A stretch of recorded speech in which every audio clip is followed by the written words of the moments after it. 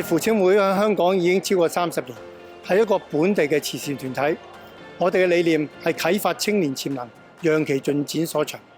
我哋從3個範疇支持香港14至到24歲嘅年青人。呢3個範疇包括酒精及藥物意識、精神健康同埋正向青年發展。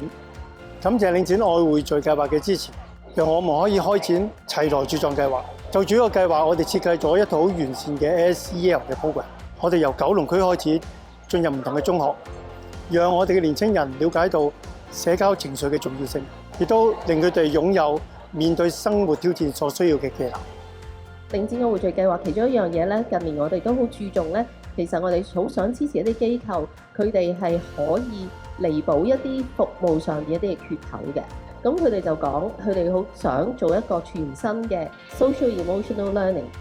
社交情緒健康嘅 curriculum， 係特別為中學生而設計嘅。咁係做一個預防嘅工作，亦都係希望佢哋去 develop 一個朋輩嘅關係，會互相支持。咁咧呢個係好配合我哋嘅理念，咁所以我哋就支持呢個項目。咁啊，過去1年入邊咧，我哋同啟勵扶青會咧，為中2到中4嘅同學咧帶嚟咗咧系統化嘅社交情緒學習課程，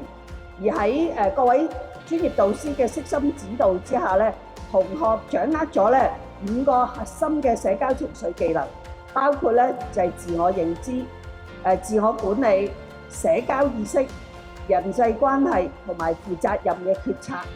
呢啲咧亦都係正配合學校咧近年發展正向教育嗰個理念，咁啊培養我哋嘅學生咧具備咧成長型嘅思維，勇闖未來各項嘅挑戰。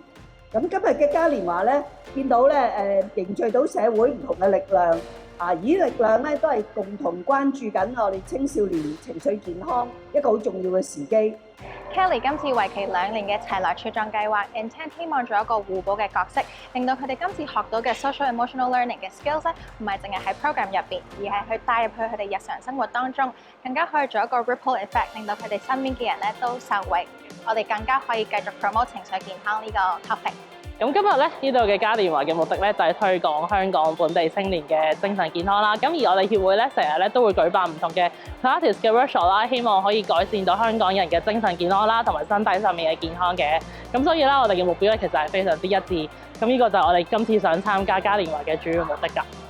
咁我哋青年諮詢委員會咧就係負責籌備呢一個嘉年華啦。咁我哋就有好多唔同 game booth，有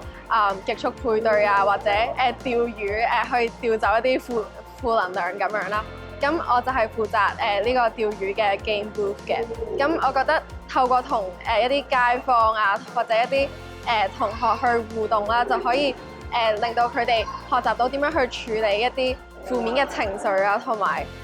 一啲壓力咁樣啦，同埋可以 promote 到呢一個 social emotional learning 啦，我就覺得係好有意義啦，同埋我都好開心可以同到佢哋溝通同埋交流。做瑜伽嘅時候，我哋都好注重同學嘅自我覺察能力啦，因為做唔同嘅瑜伽動作、呼吸法、身體節奏都會對自身嘅狀態有影響嘅，所以一個身心靈嘅健康，我哋都會非常重視嘅。今次1連3日喺樂富廣場舉行嘅嘉年華係一個好好嘅平台。我哋放咗好多關於社交情緒學習同埋精神健康嘅資料，期望大眾透過參與今次嘅嘉年華，提升佢哋對精神健康嘅關注。